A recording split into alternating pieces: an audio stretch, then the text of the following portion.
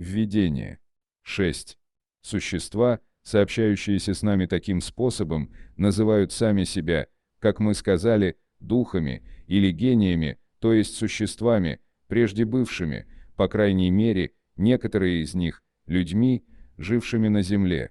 Они образуют духовный мир, как мы во время нашей материальной жизни образуем мир телесный. В немногих словах мы приводим здесь самые яркие, рельефные положения учения, которые они нам передали, для того, чтобы с большей легкостью ответить на некоторые возражения. Бог вечен, незыблем, нематериален, един, всемогущ, верховно справедлив и благ. Он создал Вселенную, включающую в себя все одушевленные и неодушевленные, материальные и нематериальные существа. Существа материальные составляют мир видимый, или телесный, физический, а существа нематериальные образуют мир невидимый, или духовный, спиритический, то есть мир духов. Мир духовный есть мир истинный, изначальный, вечный, всему предсуществующий и все переживающий. Мир телесный лишь вторичен. Он мог бы перестать существовать или не существовать никогда, и это не затронуло бы сущности мира духовного. Духи временно покрываются тленную материальную оболочкой, разрушение коей смертью возвращает им свободу. Среди различных родов телесных существ Бог избрал род человеческий для воплощения духов, достигших определенной степени развития. Это есть то, что дает ему нравственное и умственное превосходство над всеми другими. Душа есть воплощенный дух, тело ее всего лишь оболочка. В человеке есть три элемента. 1. Тело или материальное существо, подобное животным и оживляемое тем же жизненным началом. 2. Душа или нематериальное существо, дух, воплощенный в теле. 3. Перемычка, соединяющая душу и тело, посредующее начало между материей и духом. Природа человека таким образом двойственна. Через свое тело он участвует в природе животных, инстинктами которых он обладает. Через душу свою он участвует в природе духов. Перемычка, или пересприт, соединяющая тело и дух, есть своего рода полуматериальная оболочка.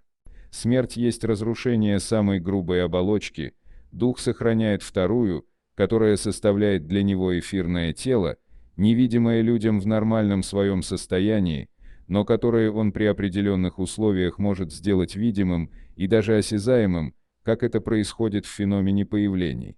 Дух таким образом не есть какое-то абстрактное, неопределенное существо, которого может постичь одна лишь мысль. Напротив, это реальное, вполне определенное существо, оно в некоторых случаях оценимо посредством зрения, слуха и осязания. Духи принадлежат к различным классам и не равны ни в силе, ни в уме, ни в знании, ни в нравственности. Духи первого порядка суть духи высшие, кои отличаются от других своим совершенством, познаниями, близостью к Богу, чистотой своих чувств и своей любовью к добру. Это ангелы или чистые духи. Другие классы все более и более отдаляются от этого совершенства. Духи низших разрядов склонны к большинству наших страстей – ненависти, зависти, ревности, гордыни и тому подобное. Они находят удовольствие во зле и замыкаются в нем. В числе их находятся и те, что не очень хороши, не очень дурны.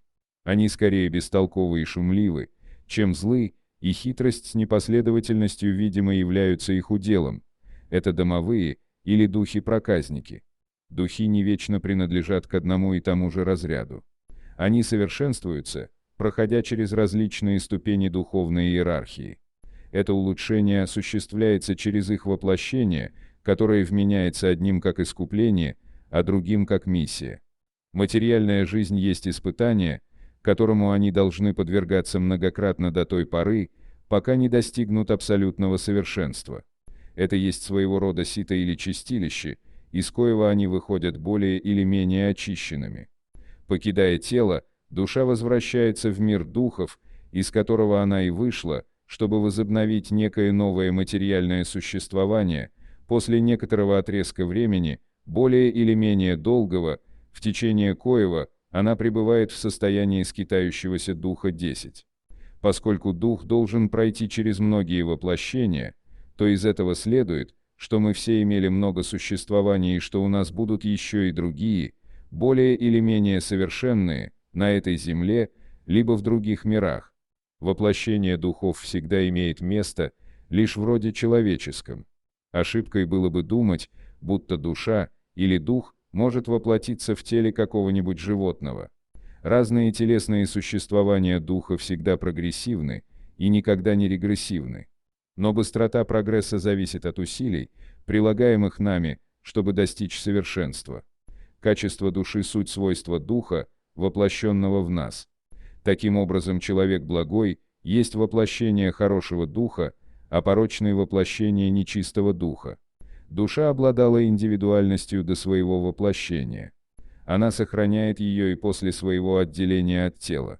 По своем возвращении в мир духов душа находит там всех тех, кого знала на земле, и все ее предшествующие существования вырисовываются в ее памяти вместе с воспоминанием обо всем добре и обо всем зле, кое она совершила. Воплощенный дух находится под влиянием материи. Человек, преодолевающий это влияние через возвышение и очищение своей души, приближается к хорошим духам, с которыми он однажды соединится. Тот же, кто позволяет дурным страстям завладеть собою и помещает все радости свои в удовлетворении грубых желаний, сближается с духами нечистыми, отдавая предпочтение животной природе. Воплощенные духи населяют различные миры Вселенной. Невоплощенные или блуждающие духи не занимают никакого определенного или ограниченного района. Они пребывают везде, в космическом пространстве и бок о бок с нами, видя нас и непрестанно соприкасаясь с нами. Это настоящие толпы, волнующиеся вокруг нас. Духи оказывают на мир нравственный и даже на мир физический непрестанное воздействие. Они действуют на материю и на мысль, составляя одну из сил природы, действенную причину множества явлений, до сей поры необъясненных или объясненных неудовлетворительно, кои находят разумное объяснение лишь в спиритизме. Сношения духов с людьми постоянны. Благие духи побуждают нас к добру, поддерживают нас в жизненных испытаниях и помогают нам переносить их со смелостью и покорностью. Дурные побуждают нас ко злу, для них наслаждение видеть нас павшими и уподобившимися им. Сношения духов с людьми либо оккультны, либо явны. Оккультные сношения имеют место через хорошее или дурное влияние, которые духи оказывают на нас без нашего ведома. И дело ума нашего – различать хорошие вдохновения и дурные. Явные сношения имеют место посредством письма, речи и других материальных проявлений, чаще всего через медиумов, которые служат тому орудиями. Духи проявляются самопроизвольно или после их вызывания. Можно вызывать всех духов, как тех, которые одушевляли людей безвестных, так и духов лиц самых знаменитых, какова бы ни была эпоха, в которую они жили.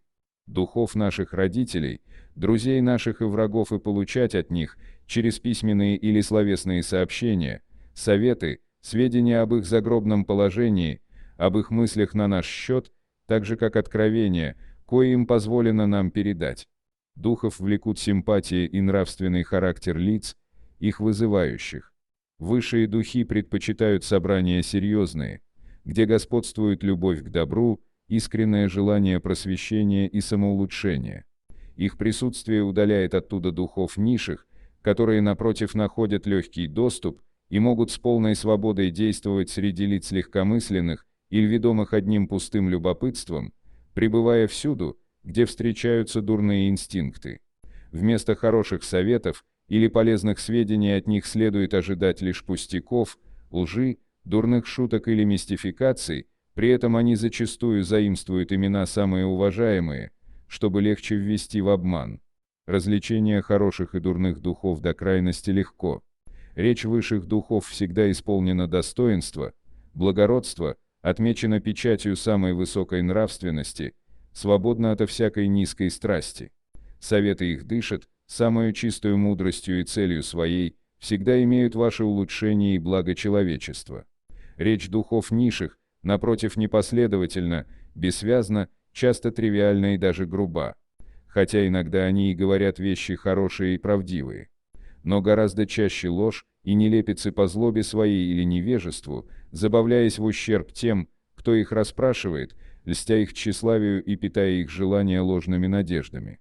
В итоге сообщения серьезные, в полном значении слова, происходят лишь в серьезном кругу, члены которого соединены душевной общностью мыслей, устремленных к добру.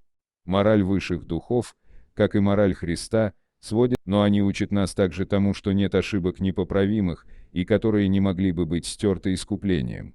Человек находит средства к тому в последовательных существованиях, кои позволяют ему, согласно его желанию и усилиям, продвигаться по пути прогресса к совершенству, являющемуся его конечной целью.